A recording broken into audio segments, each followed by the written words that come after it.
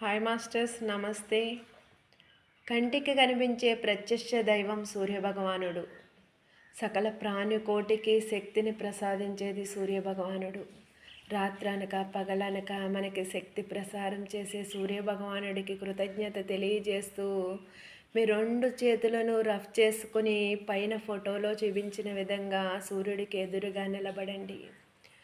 ఓ సూర్యదేవా, నేను ఆరోగ్యంగా ఉండడానికి ఎంత శక్తి అవసరమో అంత శక్తిని ప్రసాదించమని అడగండి.